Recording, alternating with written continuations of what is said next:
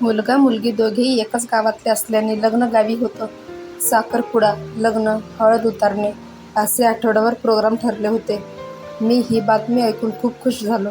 निशाला मी बोललो, आपल्याला लग्नासाठी 1 आठवडा गावी जायचं आहे. मी उद्याच ऑफिसमध्ये सुट्टीचा अर्ज देतो.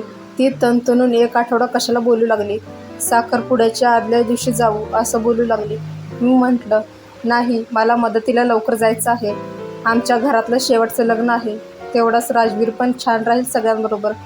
त्यालाही आजी आजोबाबरोबर, दादांच्या मुलांबरोबर खेळू देत. तेवढ्यात वहिनीचा कॉल आला. ती अगदी आनंदाने बोलू लागली, भाऊजी, निशांतचं लग्न ठरले. जायचं ना आपण सगळ्यांनी. तुम्ही निशाबरोबर बोलून घ्या. मग आपण सगळे मिळून एकदमच जाऊ. मी, आई, बाबा, निशांत सगळ्यांसाठी खरेदी करणार आहे. लग्नासाठी इथूनच काही सामान हवे आहे का ते पण आई बाबांना विचारून घेते. जास्त सामान झालं तर आपण एकत्रच जायला गाडी करू. चालेल ना? मी हो म्हटलं आणि फोन ठेवला. मी मनातल्या मनात म्हटलं, वहिनी किती खुश आहे ही बातमी ऐकून. नाहीतर आमच्याकडे निशाबाईचं काय वेगळंच. खुश व्हायचं तर सोडा, पण हौस पण नाही लग्नाला जायची. हिने तर मला विचारलं पण नाही की आपण निशांतला काय घेऊया ते.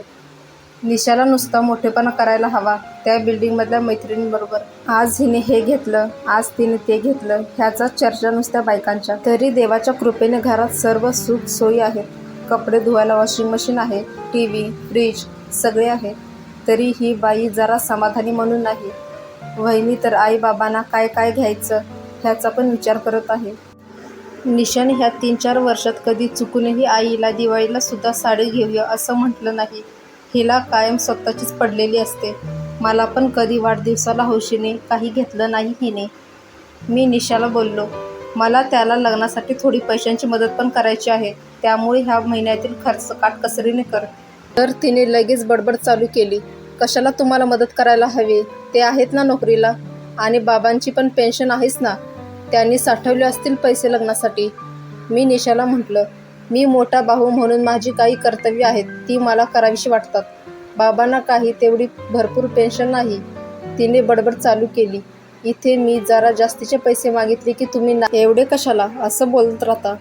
मी जरा मैत्रिणींबरोबर फिरायला जायचं बोलले की तुम्ही लगेच जास्त पैसे खर्च करू नको असं बोलता. राजवीरच्या बड्डेला पण तुम्ही किती आडेवेडे घेतले.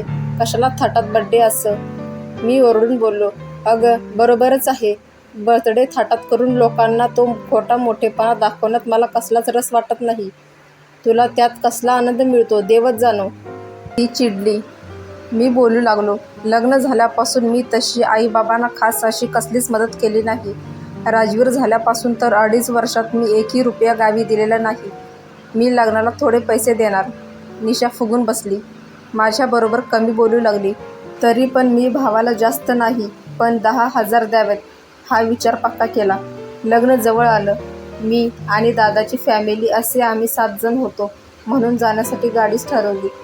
आम्ही वहिनीकडे सकाळी जाणार आणि तिथून दुपारी गाडी सोडायची असं ठरलं. ठरल्याप्रमाणे वहिनीकडे गेलो.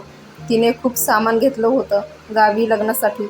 मी निशाला बोलून दाखवलं, बघ वहिनीने कसं सगळं घेतलंय. आम्ही जायच्या आधीच निशाला बोलून ठेवलं होतं, आईबरोबर नीट वाग, तिला उलट बोलू नकोस असं सगळं सांगून ठेवलं होतं. निशांचं लग्न रविवारी असतं. आम्ही 8 दिवस आधी सोमवारी संध्याकाळी गावी पोचलो. साखरपुडा गुरुवारी असतो. निशाचं मंगळवारी सकाळी चालू होतं.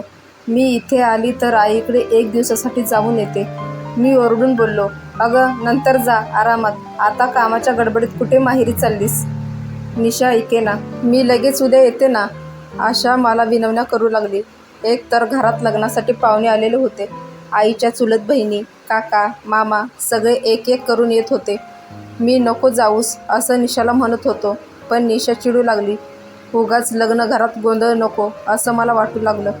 शेवटी कंटाळून मी म्हटलं, जा पण उद्या संध्याकाळपर्यंत काहीही करून पुन्हा यायचं. ती लगेच राजवीरला घेऊन निघाली. आई पण बोलली, उद्या संध्याकाळी 5 वाजेपर्यंत ये. निशा माहेरी गेली. निशा आळशी आहे. तिला इथे काम पडणार म्हणून तिने हा माहेरी जाण्याचा हट्ट केला हे मला समजत होते. दुसऱ्या दिवशी संध्याकाळी 4 वाजता निशाने मला फोन केला. राजवीरला जरा ताप भरला आहे त्यामुळे मी त्याला 2 तास प्रवास करून कसं आणू. त्यापेक्षा मी माझे आई बाबा गाडी करून साखरपुड्याला येणार आहेत तर मी त्यांच्याबरोबर परवाच येते.